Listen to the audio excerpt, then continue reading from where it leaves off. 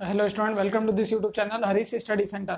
और आज हम डिस्कस करेंगे यहाँ पे जो क्लास 12th का फर्स्ट चैप्टर था विद्युत आवेश तथा क्षेत्र, उसके बारे में जो आगे का टॉपिक है उसको डिस्कस करेंगे स्टूडेंट। ये हमारा लेक्चर नंबर 3 है स्टूडेंट। ध्यान से देखो, यहाँ पे अगला टॉपिक है स्थिर विद्युत बल तथा कूलाम बल की तुलना।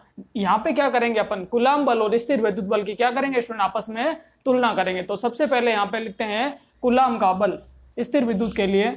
यहाँ से लिखेंगे स्थिर विद्युत के लिए, स्थिर विद्युत के लिए कूलाम बल। स्टूडेंट क्या होगा, स्थिर विद्युत के लिए कूलाम बल।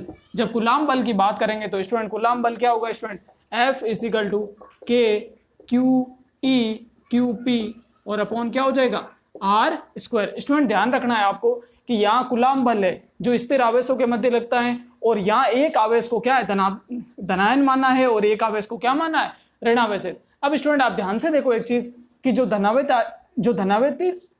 धनावेशित आवेश है उसे क्यू पी माना है और जो ऋणावेशित आवेश है उसे क्यू ई माना है। अब ध्यान से देखो, यहाँ पे हम क्या करेंगे, यहाँ से 1 by 1 क्या करेंगे, वैल्यूज को पुट करेंगे और उनकी वैल्यू फाइंड करेंगे स्टूडेंट। यहाँ से हमारे पास k की वैल्यू है 9 × 10⁻9 और यहाँ पे QE जो इलेक्ट्रॉनिक आवेश होता है किसी भी वस्तु पर या किसी भी इलेक्ट्रॉन पर आवेश होता है स्टूडेंट, माइनस का 1.6 × 10⁻−19 कूलम, माइनस का 1.6 × 10⁻−19 कूलम। अब यहाँ पे यही QP है, इसका मान क्या होगा स्टूडेंट, QP की बात करेंगे तो यहाँ पे क्या होगा, जो आवेश तो वही रहेगा लेकिन आवेश क्या रहेगा, प्लस में रहेगा इस बार। तो यहाँ से रहेगा 1.6 × 10⁻−19 कूलम। अब स्टूडेंट यहाँ से ध्यान से देखो, अब हम क्या करेंगे, वैल्यूज को पुट करेंगे यहाँ पे। तो देखो ध्यान से, यदि अपन लिखें F इजिकल टू K की वैल्यू कितनी है स्टूडेंट, 9 × 10⁻9 इंटू QE की वैल्यू होती है स्टूडेंट माइनस का 1.6 × 10⁻−19 कूलम। अब आगे QP है तो स्टूडेंट QP की वैल्यू कितनी होगी, प्लस का 1.6 × 10⁻−19 कूलम। आगे सोल्व करेंगे स्टूडेंट इसे, तो अपॉन में आर स्क्वायर है तो आर स्क्वायर को एज इट इज रखेंगे। तो यहाँ से क्या रखेंगे, आर स्क्वायर। स्टूडेंट यहाँ कूलम लिखने की जरूरत नहीं है। देखो ध्यान से, वापस से समझते हैं स्टूडेंट, हमने क्या करा, स्थिर विद्युत के लिए पहले कूलम बल फाइंड करना है जो क्या होता है K Q E Q P upon R square. जो Q1 Q2 आवेश थे उसको एक को धनावेशित मान लिया, दूसरे को क्या मान लिया, ऋणावेशित। अब यदि बात करें यहाँ पे तो इसको इक्वेशन नंबर 1 मान सकते हैं और ये कूलम का बल है तो इसे FC लिख सकते हैं। ठीक है स्टूडेंट, समझने के लिए। अब अपन लिखते हैं यहाँ पे गुरुत्वाकर्षण बल, दो द्रव्यमानों के मध्य गुरुत्वाकर्षण बल। दो द्रव्यमानों के लिए गुरुत्वाकर्षण बल, गुरुत्वाकर्षण बल। स्टूडेंट जब द्रव्यमानों की बात आएगी तो पहले गुरुत्वाकर्षण बल की बात करेंगे स्टूडेंट। क्यों, क्योंकि जो गुरुत्वाकर्षण बल है वो दो पिंडों के मध्य उनके द्रव्यमानों के कारण लगने वाला बल है, तो उसको एक बार यूज करते हैं स्टूडेंट। तो यहां से लिखेंगे F equal to G M1 M2। अब स्टूडेंट जो द्रव्यमान M1 और M2 है उसकी जगह क्या ले लेंगे, एक तो क्या ले लेंगे MP यानी एक धनावेशित पिंड ले लेंगे और एक क्या ले लेंगे, ऋणावेशित पिंड। तो जो धनावेशित पिंड होगा उसे MP मानेंगे और जो ऋणावेशित पिंड होगा उसे ME मानेंगे। तो यहां से लिख देंगे ME.MP और अपॉन में कितना होता है, आर स्क्वायर। ये स्टूडेंट हमारे पास वैल्यू है। अब जो ये वैल्यू है इसको अपन यूज करेंगे और इनके सारे मान को यहाँ पे लिखेंगे स्टूडेंट। नेक्स्ट देखो यहाँ पे हमारे पास ये फॉर्मूला है F इजिकल टू Z, हमारे पास फॉर्मूला है F equal to Z ME। ये जो ME है ये स्टूडेंट क्या है, इलेक्ट्रॉन का द्रव्यमान, और MP यहाँ पे क्या होगा, प्रोटॉन का द्रव्यमान। MP क्या होगा स्टूडेंट, प्रोटॉन का द्रव्यमान, और अपॉन में कितना है, आर स्क्वायर। जब इस वैल्यू को सॉल्व करेंगे तो पहले इनकी वैल्यू अपन को पता होनी चाहिए स्टूडेंट। G की वैल्यू हमारे पास कितनी होती है, G क्या होता है स्टूडेंट, गुरुत्वाकर्षण नियतांक। G की वैल्यू आई थिंक होती है 6.67 इंटू, एक मिनट G की वैल्यू को क्रॉस चेक कर लेते हैं। G की वैल्यू होती है स्टूडेंट 6.67 इंटू 10⁻11। G की वैल्यू होती है 6.67, या एक और वैल्यू लिख देते हैं यहाँ G इजिकल टू 6.67 इंटू 10⁻11। ये होती है स्टूडेंट जी की वैल्यू। ठीक है स्टूडेंट, अब यहाँ से एम ई का मतलब होता है इलेक्ट्रॉन का द्रव्यमान। एम ई कितना होता है स्टूडेंट? एम ई यहाँ पे इलेक्ट्रॉन का द्रव्यमान 1.67 इंटू 10⁻³ kg होना चाहिए। ई का द्रव्यमान होता है स्टूडेंट 9.1 इंटू 10⁻³ 9.1 इंटू 10⁻³ kg। अब mp यानी प्रोटॉन का द्रव्यमान। प्रोटॉन का द्रव्यमान कितना होता है स्टूडेंट? हमारे पास प्रोटॉन का द्रव्यमान होता है 1.67 इंटू 10⁻⁻27 10⁻⁻27 kg। ये स्टूडेंट किसका होता है? प्रोटॉन का द्रव्यमान। आपको ध्यान रखना है कि कभी भी आपको आंकड़ों को याद करने की कोशिश नहीं करनी। हम बस यह समझने के लिए ये रिसर्च निकाल रहे हैं, उसको सॉल्व कर रहे हैं। आपको ध्यान रखना है कि जब भी आप प्रैक्टिस करोगे तो आपके दिमाग में ये सीधे नंबर्स आ जाएंगे। ठीक है स्टूडेंट, अब इनकी वैल्यूज को पुट करते हैं एक बार। तो यहां से लिखेंगे F इजिकल टू, ये गुरुत्वाकर्षण बल है तो इसे G लिख सकते हैं, एफ जी इजिकल टू जी की वैल्यू होती है स्टूडेंट 6.67 इंटू 10⁻11 6.67 इंटू 10⁻11। और एम ई की वैल्यू स्टूडेंट क्या होती है? 9.1 इंटू 10⁻31 9.1 इंटू 10⁻31। और साथ में यहाँ पे एम पी की वैल्यू कितनी होती है? 1.67 इंटू 10⁻27 1.67 इंटू 10⁻27 अपॉन में क्या है स्टूडेंट? R square. क्या है स्टूडेंट? आर स्क्वायर, ये आर स्क्वायर। अब हमारे पास स्टूडेंट देखो दो प्रकार की इक्वेशंस बन गई है। पहली इक्वेशन 1 है जो कूलाम के लिए बल लगने वाला विद्युत आवेशों के मध्य, और दूसरा क्या है? गुरुत्वाकर्षण बल, जो दो पिंडों के द्रव्यमानों के कारण लगने वाला बल है। तो यहां से इसे समीकरण नंबर 2 दे देंगे। अब ध्यान से देखो हम क्या करेंगे, इक्वेशन 1 और इक्वेशन 2 का क्या कर देंगे? आपस में भाग कर देंगे। तो यहां से लिखेंगे इक्वेशन 1 भाग इक्वेशन 2। देखो ध्यान से स्टूडेंट, जब भी इक्वेशन 1 में इक्वेशन 2 का भाग देंगे तो इक्वेशन 1 में ये क्या है? कूलाम के लिए लगने वाला बल Fc है, तो यहां से Fc आ जाएगा, Fc अपॉन क्या हो जाएगा? Fg। अब जो वैल्यूज यहाँ पे लिखी हुई है जैसे 9 इंटू 10⁻9 माइनस का 1.67 माइनस का 1.6 इंटू 10⁻19, इसको सॉल्व करते हैं स्टूडेंट। यहाँ से होगा 9 इंटू 10⁻9 इंटू 1.6 इंटू 10⁻19, फिर क्या है? माइनस का 1.6 इंटू 10⁻19। स्टूडेंट यदि आपको नहीं दिख रहा हो तो प्लीज आप ध्यान रखना कि अपन क्या कर रहे हैं? कूलाम के बल में क्या कर रहे हैं? गुरुत्वाकर्षण बल का भाग लगा रहे हैं, बस यही ध्यान रखना है। अपॉन में आर स्क्वायर है तो यहाँ पे क्या आ जाएगा? R square. अब यहाँ पे इस संख्या का भाग लगाना है तो ये संख्या पूरी लिख देंगे यहाँ पे बट्टा में 6.67 इंटू 10⁻11 इंटू क्या हो जाएगा? 9.1 इंटू 10⁻31। स्टूडेंट यहाँ से ऐसे ही लिख रहे हैं, आपको कंटिन्यू लिखना है लाइन के अंदर ही। बस यहाँ से क्या कर रहे हैं? वैल्यूज को लिख रहे हैं। जैसे एफ लिखा है यहाँ पे, यहाँ एफ लिखा है तो यहाँ पे क्या है? ये जो एफ सी है कूलाम के लिए, तो इसके लिए पूरी वैल्यूज को लिखा। उसके बाद एफ जी है तो एफ जी की वैल्यू को क्या करा? बट्टा में लिख दिया। बस यही लिखना है स्टूडेंट, ये ध्यान रखना, बस आपको कंफ्यूज नहीं होना है यहाँ पे। 10⁻31 फिर क्या होगा? 1.67 इंटू 10⁻27। अब इसके अपॉन में भी आर स्क्वायर है तो यहाँ ये पहले से ही भाग में है, आर स्क्वायर भाग का भी भाग है तो ऊपर चला जाएगा तो यहाँ आ जाएगा आर स्क्वायर, ये यहाँ आ जाएगा आर स्क्वायर। आर स्क्वायर से आर स्क्वायर कैंसिल आउट हो जाएंगे। यहाँ से वापस से समझो स्टूडेंट, हमने बस क्या करा है? कूलाम के बल और गुरुत्वाकर्षण बल की क्या करा है? वैल्यूज को पुट करा है बस, ठीक है ना स्टूडेंट। और आर स्क्वायर से आर स्क्वायर कैंसिल आउट हो जाएगा। F C upon F G, यहाँ से देखो F C upon F G, इन सभी को जब सॉल्व करेंगे अपन एफ सी और एफ जी को, तो हमारे पास वैल्यू आएगी 2.27 इंटू 10⁻39। हमारे पास वैल्यू आएगी 2.27 इंटू 10⁻39, ये आएगी स्टूडेंट। अब ये जो वैल्यूज आई है हमारे पास, आप ध्यान से देखो, जो ये क्या है? कूलाम बल और गुरुत्वाकर्षण बल, इनके मध्य जो भाग है, इनका जो अपेक्षित बल है वो कितना है? 2.27 इंटू 10⁻39। यहाँ से अपन कुछ रिजल्ट निकालेंगे। पहले स्टूडेंट प्लीज आप ये चीजें नोट कर लो, उसके बाद आगे देखते हैं स्टूडेंट। यहाँ से हमने निष्कर्ष निकाला था कि F C upon F G की वैल्यू कितनी होती है? 2.27 इंटू 10⁻39। यदि आपको ये सॉल्व करने में दिक्कत आती है प्लीज आपने यदि केमिस्ट्री के जो फर्स्ट चैप्टर में पढ़ा होगा 11th में कि इन संख्याओं को कैसे सोल्व करते हैं। अब यहाँ से देखो, फिर भी आपको कोई डाउट रहता है तो प्लीज आप कमेंट सेक्शन में लिख सकते हो स्टूडेंट।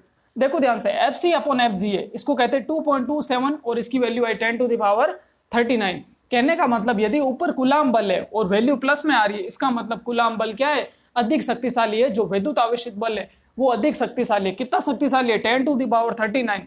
तो कह सकते हैं कि जो विद्युत आवेशित बल है वो गुरुत्वाकर्षण बल की तुलना में 10⁻38 गुना अधिक है। भाई यहां से तो ये इसका अनुपात है कि इतना ज्यादा अधिक है, इतना अधिक है, इसका गुना इतना गुना अधिक है। लेकिन जब अपन अधिक की बात करेंगे तो यहां से लिखेंगे कि 10⁻38 गुना अधिक शक्तिशाली है। तो यहां से लिखेंगे अतः विद्युत आवेशित बल, विद्युत आवेशित बल गुरुत्वाकर्षण बल की तुलना में, गुरुत्वाकर्षण बल की तुलना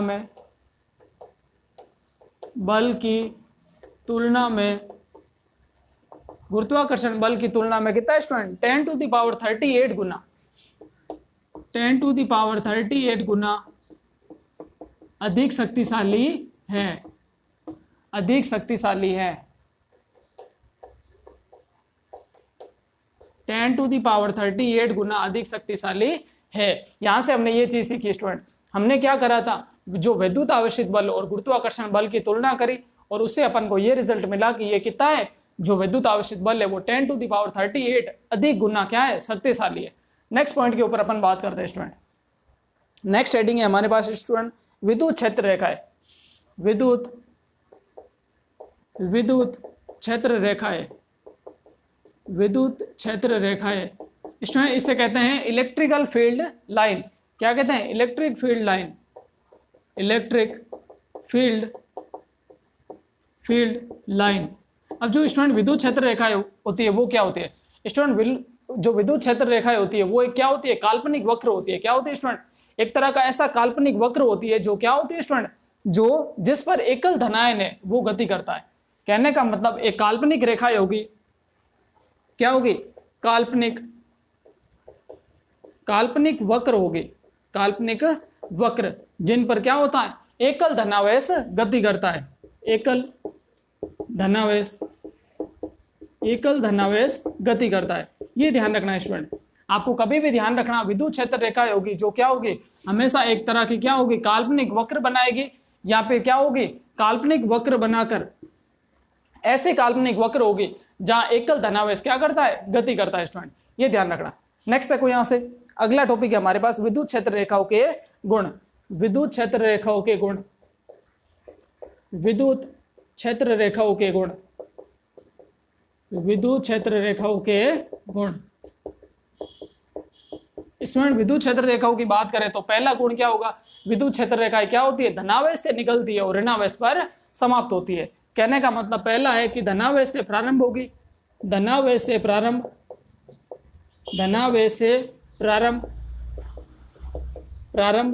तथा ऋणावेश पर क्या होगी, समाप्त होगी, तथा ऋणावेश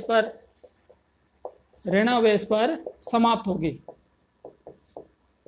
वापस से सुनो स्टूडेंट, जो विद्युत क्षेत्र रेखाएं होगी वो धनावेश से प्रारंभ होगी और ऋणावेश पर क्या होगी, समाप्त होगी। यदि अपन बात करें यहाँ पे विद्युत क्षेत्र रेखा होगी, सपोज ये प्लस क्यू आवेश है और ये क्या है, माइनस क्यू आवेश है, तो ये क्या होगी, धनावेश से तो निकलेगी और ऋणावेश पर समाप्त होगी। कहने का मतलब धनावेश से निकलेगी और ऋणावेश पर क्या होगी, समाप्त होगी। ये स्टूडेंट ये समझ में आया नहीं आया स्टूडेंट, ये इसका पहला गुण है कि विद्युत क्षेत्र रेखाएं क्या होती है, धनावेश से प्रारंभ तथा ऋणावेश पर समाप्त होती है। अगला पॉइंट है इसका कि विद्युत क्षेत्र रेखाएं क्या होती है स्टूडेंट, विद्युत क्षेत्र रेखाएं स्पर्श रेखाओं, विद्युत क्षेत्र रेखाओं पर जो खींची गई स्पर्श रेखा है वो विद्युत क्षेत्र की दिशा को बताती है।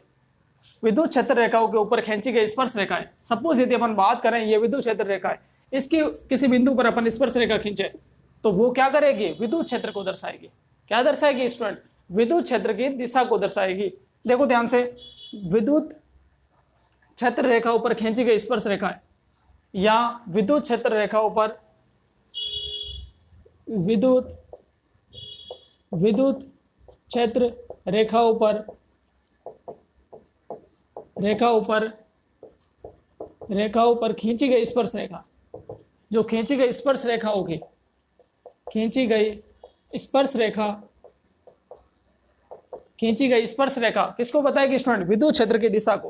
किसको बताएगी? विद्युत क्षेत्र की दिशा को। विद्युत क्षेत्र की दिशा को बताती है।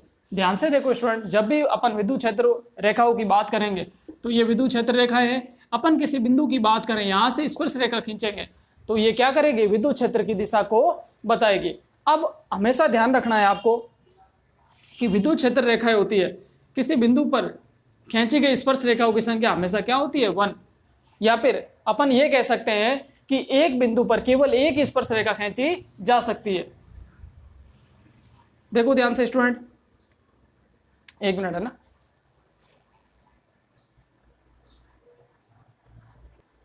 स्टूडेंट यहां से तीसरा पॉइंट है हमारे पास कि विद्युत क्षेत्र रेखाएं कभी भी एक दूसरे को नहीं काटती, तो यहां से लिखेंगे परस्पर प्रतिच्छेद नहीं करती, परस्पर प्रतिच्छेद नहीं करती है। विद्युत क्षेत्र रेखाएं होती है स्टूडेंट जो परस्पर क्या होती है? प्रतिच्छेद नहीं करती। अब इसका रीजन क्या है? इसका कारण यह है कि यदि विद्युत क्षेत्र रेखाएं एक दूसरे को प्रतिच्छेद करेगी तो यहां से जो प्रतिच्छेदी बिंदु से निकलने वाली स्पर्श रेखाएं होंगी, अब मानना यहां से स्पर्श रेखाओं की बात करेंगे तो यहां से एक स्पर्श रेखा ये खींची जा सकती है और यहां से एक दूसरी स्पर्श रेखा खींची जा सकती है। तो इससे क्या होगा? खींची जा सकने वाली स्पर्श रेखाओं की संख्या कितनी हो जाएगी? 2 हो जाएगी। कितनी हो जाएगी? 2। स्पर्श रेखाओं की संख्या 2 होने पर विद्युत क्षेत्र की दिशाएं भी कितनी हो जाएगी? 2 हो जाएगी, जो कि संभव नहीं है। और आपको एक और चीज यहां ध्यान रखनी है कि किसी बिंदु से खींची जा सकने वाली, किसी एक बिंदु से खींची जा सकने वाली स्पर्श रेखाओं की संख्या कितनी होती है? एक ही होती है स्टूडेंट। तो यहां से हम ये सीख सकते हैं कि एक स्पर्श बिंदु से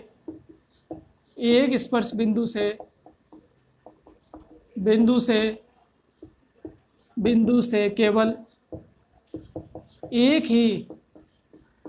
ही स्पर्श रेखा खींची जा सकती है।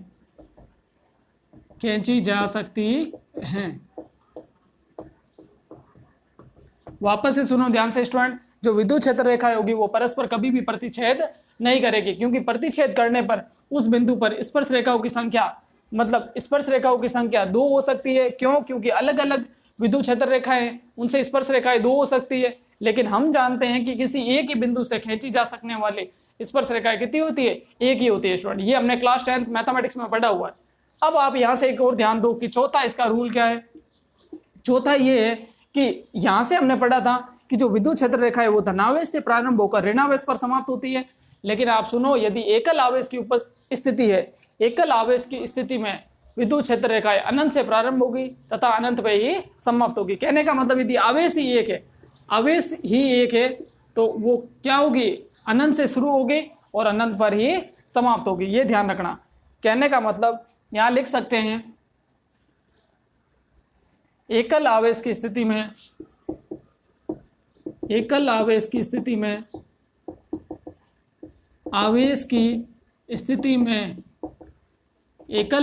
स्थिति में जो विद्युत क्षेत्र रेखाएं होगी वो अनंत से प्रारंभ तथा अनंत पर समाप्त, अनंत से प्रारंभ तथा अनंत पर समाप्त होगी। ये ध्यान रखना। वापस से एक बार सारे रूल्स को रिवाइज करते हैं कि जो विद्युत क्षेत्र रेखा है वो धनावेश से शुरू होती है और ऋणावेश पर समाप्त होती है। अगला पॉइंट क्या है? विद्युत क्षेत्र रेखाएं क्या है? खींची जा सकने वाली जो स्पर्श रेखाएं होगी वो विद्युत क्षेत्र की दिशा को बताएगी। कहने का मतलब जो विद्युत क्षेत्र रेखा है उसके किसी बिंदु से यदि अपन स्पर्श रेखा खींचे तो वो उस विद्युत क्षेत्र रेखाओं की क्या है? दिशा को बताएगी, और जो दिशा होगी वो विद्युत क्षेत्र की दिशा को बताएगी। अब अगला जो थर्ड पॉइंट है, जो विद्युत क्षेत्र रेखा है वो परस्पर प्रतिच्छेद नहीं करेगी। क्यों? क्योंकि प्रतिच्छेद करने पर विद्युत क्षेत्र की 2 दिशाएं बता देंगे, वो संभव नहीं है। ठीक है ना स्टूडेंट? यदि परस्पर प्रतिच्छेद हो जाए तो परस्पर विद्युत क्षेत्र रेखाओं की संख्या कितनी हो सकती है? 2 हो सकती है, जो कि संभव नहीं है। चौथा क्या है कि यदि एकल आवेशी है तो जो विद्युत क्षेत्र रेखाएं होगी वो अनंत से शुरू होगी और अनंत पर ही समाप्त होगी।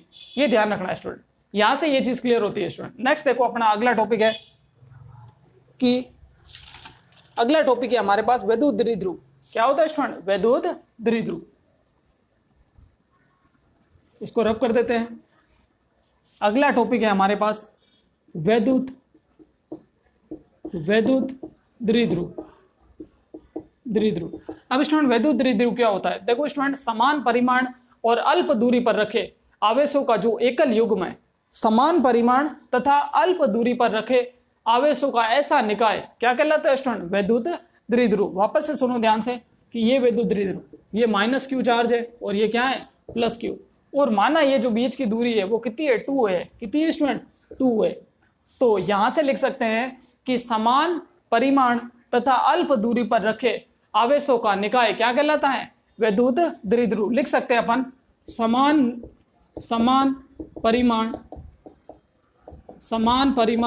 तथा अल्प दूरी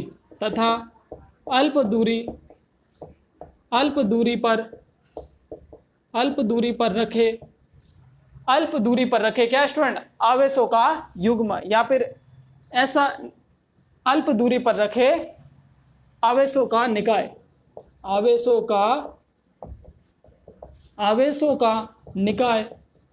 क्या कहलाएगा? वैद्युत द्विध्रुव। स्टूडेंट वापस से डिफाइन करते हैं एक बार। समान परिमाण तथा अल्प दूरी पर, ये जो 2a दूरी है ये अल्प दूरी है, समान परिमाण तथा अल्प दूरी पर रखे आवेशों का जो निकाय है वो क्या कहलाएगा? वैद्युत द्विध्रुव। ये ध्यान रखना स्टूडेंट। अब वैद्युत द्विध्रुव में पहली पॉइंट यही है कि वैद्युत द्विध्रुव के जो बीच की दूरी है ये क्या कहलाती है? द्विध्रुव का अक्ष। क्या कहलाती है स्टूडेंट? द्विध्रुव का अक्ष। जो बीच की दूरी द्विध्रुव का अक्ष कहलाती है। और उनके मध्य एक और चीज है यहाँ पे, ये तो होती है द्विध्रुव का अक्ष, और एक और चीज क्या है स्टूडेंट? आवेशों को मिलाने वाली रेखा और दोनों आवेशों के बीच की दूरी। स्टूडेंट जो दोनों आवेशों के बीच की दूरी है ये तो क्या कहलाती है? द्विध्रुव का अल्प दूरी, और आवेशों को मिलाने वाली रेखा क्या कहलाती है? द्विध्रुव का अक्ष कहलाती है। वापस से चेक कर लेते हैं एक बार। अब बीच की दूरी यहां से लिख सकते हैं, जो बीच की दूरी होती है, बीच की दूरी द्विध्रुव की क्या कहलाती है? लंबाई। द्विध्रुव लंबाई। वापस से सुनो स्टूडेंट, दोनों आवेशों के बीच की जो अल्प दूरी है वो क्या कहलाती है? द्विध्रुव लंबाई कहलाती है। क्या कहलाती है? द्विध्रुव लंबाई। अब आगे देखते हैं स्टूडेंट इसके।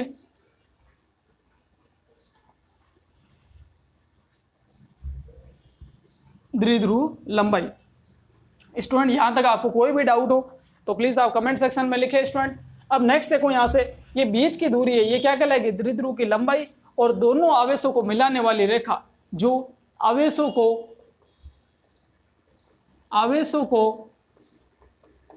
मिलाने वाली रेखा, आवेशों को मिलाने वाली रेखा स्टूडेंट क्या कहलाएगी? द्विध्रुव का अक्ष।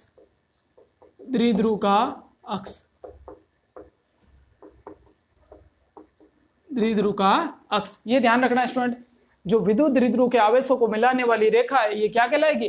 द्विध्रुव का अक्ष। आगे अपन देखते हैं नेक्स्ट टॉपिक को स्टूडेंट।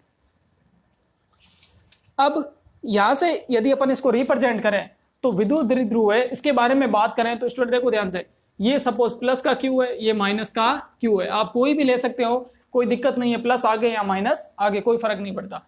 अब यदि अपन बात करें यहाँ पे विद्युत क्षेत्र रेखाओं की, तो काल्पनिक रेखाएं कैसे बनेगी स्टूडेंट? देखो ध्यान से, ये हमने पढ़ा है कि विद्युत क्षेत्र रेखाएं कहां से निकलती है? धनावेश से निकलती है और ऋणावेश पर समाप्त होती है। तो ये यहां से निकलेगी और ऋणावेश पर क्या होगी? समाप्त होगी। ये विद्युत क्षेत्र रेखाएं हैं जो यहां से निकलेगी और ऋणावेश पर क्या होगी? समाप्त होगी।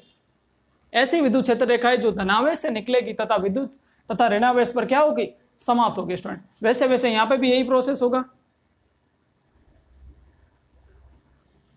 विद्युत क्षेत्र रेखाएं धनावेश से शुरू होगी तथा ऋणावेश पर समाप्त होगी स्टूडेंट, ये ध्यान रखना। अब हमारे पास जो मैक्सिमम, अब ये तो स्टूडेंट हो गया। अब यहां से क्या होगा कि एक चार्ज उत्पन्न होता है। सपोज यहां से ये जो माइनस का चार्ज है तो इसका भी एक आवेश है यहाँ पे, ठीक है ना स्टूडेंट? ये ध्यान रखना है आपको, ठीक है ना? अब नेक्स्ट हमारा टॉपिक क्या है उसको भी चेक कर लेते हैं अपन।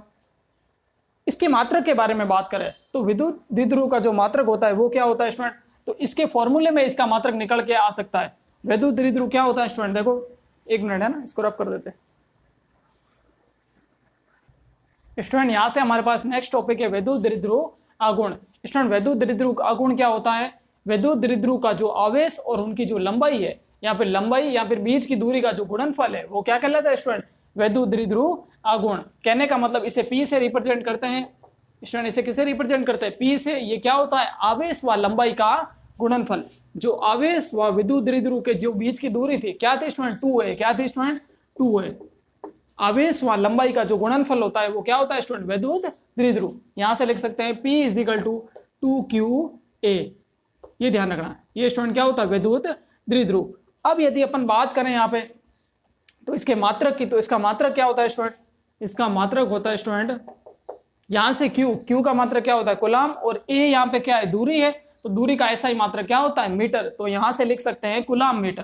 क्या लिख सकते हैं, कूलम मीटर, कूलम मीटर, जिसे इंग्लिश में कहते हैं कूलम मीटर। ठीक है स्टूडेंट। अब यहां से आप एक और चीज देखो, यहाँ पे इसका मात्रक कूलम मीटर है, ये इसका एसआई मात्रक है। क्या है स्टूडेंट, एसआई मात्रक। इसकी विमा की बात करें अपन तो विमा क्या होगी स्टूडेंट,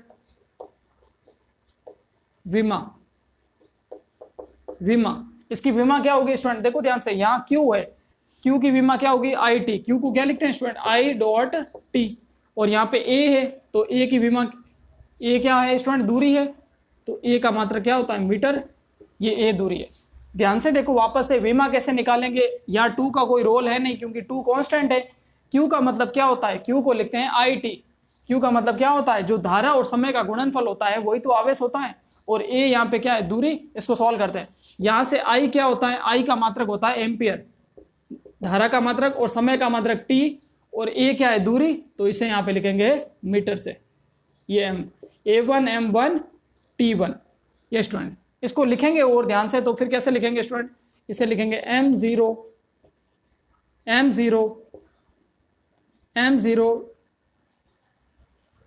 एक मिनट स्टूडेंट है ना, M0, एक मिनट क्रॉस चेक करते हैं student, M0 L1, sorry student, दूरी की जो विमा है वो L है। क्या है स्टूडेंट, L है ना, L1, M0 L1 T1 और A1, ये इसकी विमा होगी। वापस से थोड़ा सा समझ लेते हैं कि विमा कैसे निकाली स्टूडेंट, Q, इस Q को हमने लिखा IT, और यहाँ पे जो A है उसको A लिखा है।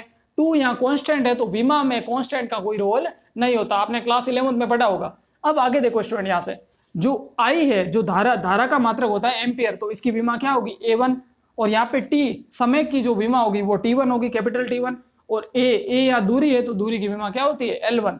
तो यहाँ से द्रव्यमान नहीं है, तो M0 L1 T1 और A1। स्टूडेंट यहाँ से हमारा जो वैद्युत द्विध्रुव आघूर्ण है उसका टॉपिक क्लियर होता है स्टूडेंट। नेक्स्ट अपन सीखेंगे, यहाँ पे नेक्स्ट हमारे पास है स्टूडेंट वैद्युत द्विध्रुव के कारण विद्युत क्षेत्र की तीव्रता, वो अपन आगे नेक्स्ट लेक्चर में डिस्कस करेंगे स्टूडेंट। यहां तक यदि आपको कोई भी डाउट इंक्वायरी रहती है तो प्लीज आप कमेंट सेक्शन में लिख सकते हो स्टूडेंट। आप यहाँ साथ में नोट